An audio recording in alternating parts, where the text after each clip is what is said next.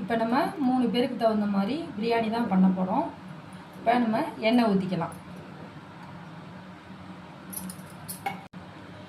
கொஞ்சம் நெய் போட்டுக்கலாம்.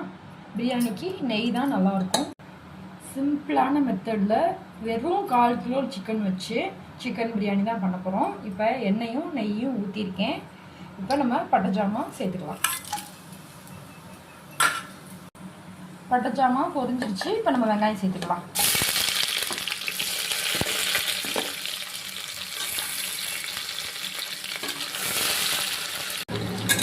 நல்ல வெங்காயம் நல்லா வதங்கணும்.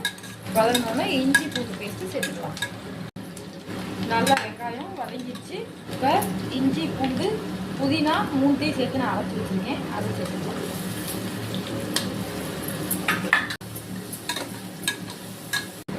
இப்போ கருவேப்பிலையும் தக்காளியும் சேர்த்துக்கலாம்.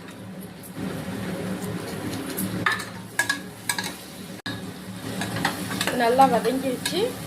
சிக்கன் சேர்த்துக்கலாம். வெறும் 1/4 கிலோ சிக்கன் தான். அவ்வளோதான். சிம்பிளாக கொஞ்சமாக போட்டாலே போதும். ஈஸியாக 2 நிமிஷத்தில் பிரியாணி ரெடி பண்ணிடலாம். இப்போ பிரியாணி தேவையான அளவு உப்பு போட்டுடலாம். பிரியாணி தேவையான அளவு மசாலா பொடி போட்டுடலாம். நல்லா வதங்கிட்டு நம்ம கொத்தமல்லி சேர்த்துக்கலாம்.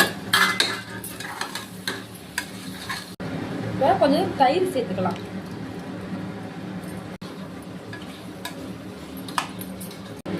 நான் 400 அரிசி போடுறேன். அதுக்கு 800 தண்ணி சேர்த்துக்கிறேன். நான் அளந்து எடுத்து வச்சுருக்கேன் 800 தண்ணி. நீங்கள் எவ்வளோ அரிசி போடுறீங்களோ அதுக்கு டபுளாக தண்ணி ஊற்றிக்கணும். இப்போ நல்லா கொதிக்குது. நம்ம அரிசியை போட்டுக்கலாம்.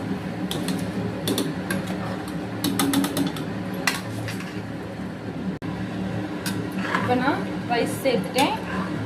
வீட்டு சாப்பாடு அரிசி தான் எடுத்துருக்கேன். பாஸ்மதி ரைஸ் கிடையாது. நார்மல் அரிசியே இதுக்கு போதுமானது. நம்ம வீட்டில் இருக்க பொருளை வச்சு சுவையாகவும் டேஸ்ட்டாகவும் ஆரோக்கியமாகவும் பண்ணலாம்.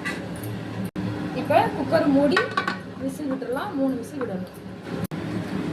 இப்போ குக்கர் விசில் அடங்கிடுச்சு. குக்கரை நம்ம திறந்துடலாம்.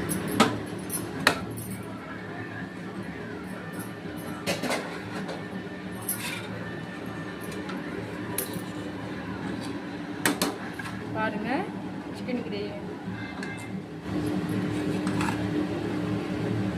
பிரியாணி எப்படி உதிரியாக இருக்குன்னு பாருங்க. இதில் வேணால் லாஸ்ட்டாக வேணால் நம்ம கொஞ்சம் நெய் வேணாலும் சேர்த்துக்கலாம்.